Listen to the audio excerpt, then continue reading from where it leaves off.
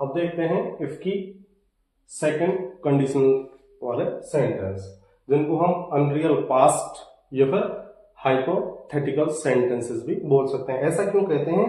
क्योंकि इसमें किसी भी काम को होने की संभावना ना के बराबर होती है, इसलिए इनको हाइपोथेटिकल बोलते हैं।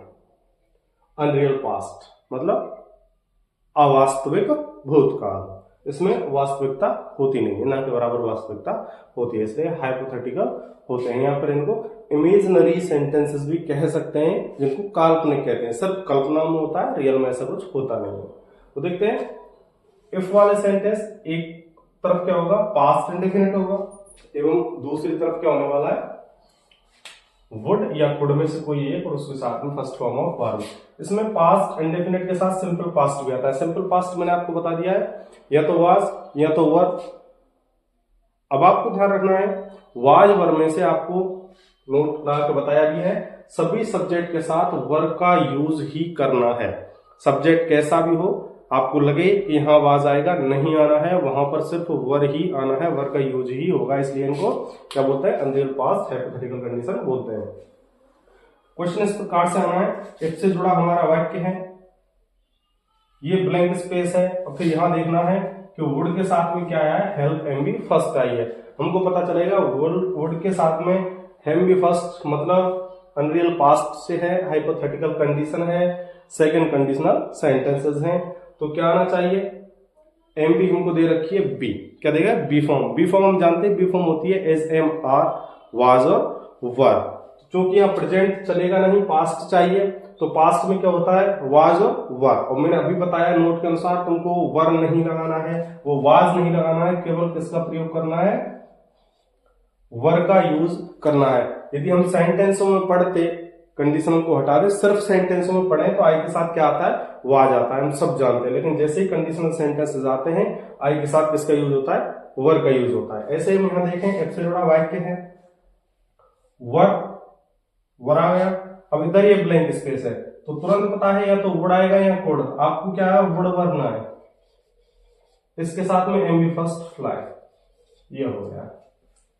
फिर यहां देखें एफ सी ब्लैंक स्पेस, लेकिन would plus M B first आया है, तो एम बी टू वर्कड हुआ, वर्क। अब यहां देखें हेड, अब ये हेड आप देखें तो हेड के बाद में एम बी नहीं आई है, इसलिए हम इसको एच भी नहीं बोल सकते, ये क्या है, एम बी है। और एम बी किसकी है, हैव की। हैव की सेकंड फॉर्म है हैड, क्योंकि जो फर्स्ट फॉर्म होती है हैव की वो होती है हैज और हैव। यदि सिंगुलर सब्जेक्ट है तो हैज, प्लूरल सब्जेक्ट है तो हैव। लेकिन यहां हेड आया है, मतलब ये एम बी टू के रूप में आया है। किसके रूप में है, ये एम बी टू के रूप में है, क्योंकि इसकी has have M B two होती है हेड, और एम बी थर्ड भी होती है हैव। तो यहां पर वुड परचेज। अब देख लेते हैं अनरियल पास्ट कैसे है। इफ आई वर यू, यदि मैं तुम्हारी जगह होता, मतलब मैं तुम होता, आई वुड हेल्प हर, तो मैं उसकी सहायता करता। अर्थात यदि मैं तुम्हारी जगह होता तो मैं उसकी सहायता करता, मतलब ना तो मैं तुम्हारी जगह था और ना मैंने उसकी सहायता की। फिर देखें if I were a bird, यदि मैं एक पक्षी होता, I would fly in the sky, तो मैं आकाश में उड़ता। यदि मैं एक पक्षी होता, ना तो मैं पक्षी हूं और ना ही मैं आकाश में उड़ सकता हूं, तो ये कैसी है, हाइपोथेटिकल कंडीशन है, अनरियल पास्ट है, बिल्कुल अवास्तविक क्या है, भूतकाल है। इसमें किसी भी काम को होने की संभावना बताया था मैंने 0% होती है, हो ही नहीं सकता है वो काम। फिर यहां देखें इफ शी वर्कड हार्ड, यदि वो कठिन काम करती, शी वुड पास, तो वो क्या हो जाती, पास हो जाती। मतलब कठिन, हार्ड वर्क से मतलब क्या है, पढ़ाई में। यदि वो पढ़ाई में क्या करती, हार्ड वर्क करती, तो क्या हो जाती, वो पास हो जाती। मतलब ना तो उसने हार्ड वर्क किया और ना वो पास हुई, वो क्या हो गई, फेल हो गई।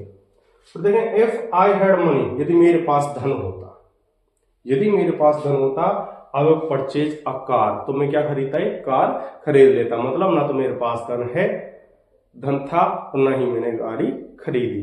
तो इसकी संभावना नामात्र की है, थोड़ी सी है कि हो सकता है फ्यूचर में, लेकिन जो ऊपर के जितने वाक्य उनमें ना के बराबर संभावना है काम होने की। इसलिए इसको बोलते हैं हम अनरियल पास्ट, या फिर हाइपोथेटिकल कंडीशन वाले सेंटेंस, या फिर इमेजिनरी सेंटेंसेस, क्योंकि ये सिर्फ कल्पना में होता है, वास्तविक जिंदगी से इसका कुछ लेना देना नहीं है। तो ये आपकी सेकंड कंडीशन है,